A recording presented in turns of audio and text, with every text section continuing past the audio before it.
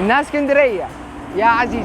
والمرسي ابو العباس انت حبيبه كل الناس. بيقول لك زمان ان اسكندريه القديمه كانت دايما مركز صراع بسبب موقعها الاستراتيجي زي موقع مصر كده بالظبط، وكان في شائعات بتقول ان الحكام كانوا بيستخدموا انفاق سريه تحت المدينه للهروب او لنقل الجنود اثناء الحرب. وواحده من اشهر القصص بتحكي عن نفق بيبدا من قلعه قايتباي لحد تحت البحر لغايه اماكن تانية في المدينه، وبيقال ان الحكام القدامى كانوا بيستخدموه عشان يهربوا لو هجم عليهم اعداء. في شويه مؤرخين بيقولوا ان النفق دوت ممكن يكون حقيقي وان بقى لسه منه مدفون تحت الارض، بس طبعا ما فيش اي دليل على الكلام ده. مكتبه الاسكندريه كانت من اعظم المكتبات في العالم القديم، لكن بعد فتره من الازدهار حصلت كارثه كبيره لما جريت المكتبه بسبب زلزال قوي، وكل اللي حصل ده في حوالي القرن الرابع الميلادي. الناس بتتكلم ان المكتبه مليانه كتب ومخطوطات نادره من حضارات مختلفه، لكن كلها دلوقتي مدفونه تحت الميه. بس لسه في شائعات بتقول ان بقايا المكتبه واثارها موجوده تحت البحر جنب الميناء الشرقي. الغطاسين اللي بيروحوا المكان ده بيحكوا انهم ساعات بيشوفوا اثار قديمه، وده بيخلي اي حد يمشي على الشط يتخيل كميه الكنوز اللي ممكن تكون تحت رجله تحت الميه. الذره والتمشيه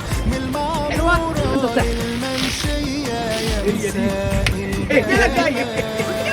في حكايه برضه عن منطقه في اسكندريه اسمها ميدان المنشيه. بيقولوا ان زمان في حادثه غريبه حصلت هناك واللي تسببت في انتشار شائعات ان الميدان ده مسكون. الحكايه بتقول ان في مواسم عسكريه بتمر من هناك، وفي يوم من الايام اختفى جندي بشكل مباشر ومحدش قدر يلاقي له اثر، وبعد كده الحكايه اتطورت وبقت اسطوره بتقول ان المدينه فيها طاقه غريبه، وفي بعض الناس بتقول انها مجرد حادثه بسيطه، لكن الاسطوره فضلت تزداد غموض على مر الزمن والناس لسه بتحكي عنها كانها حقيقه.